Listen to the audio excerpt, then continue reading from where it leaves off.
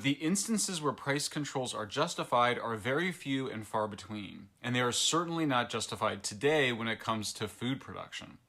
We're not at war, at least not directly, and in various wars since the 1970s, we have not required price controls to prevent inflation.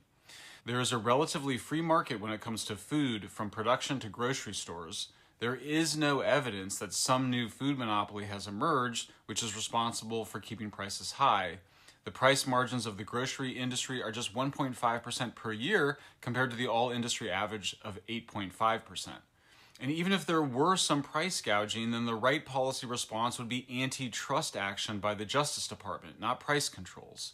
Allowing the market to respond to higher prices through expanded supply is and remains the best and often only long-term way for societies to deal with inflation in non-monopoly sectors of the economy. Around the world, most recently in Venezuela, price controls stifled private sector investment to increase supply, thus failing to address the underlying driver of inflation and often making the situation much worse.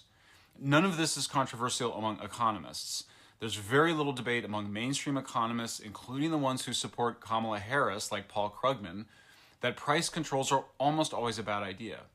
And most, if not all, of the owners and managers of mainstream newspapers and TV networks that support Harris are likely also against price controls.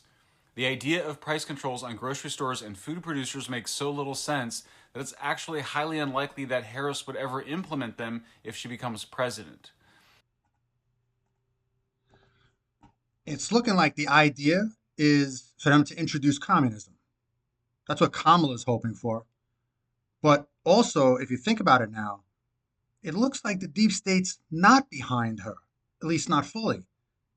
Washington Post today and CNN both trashed her plan.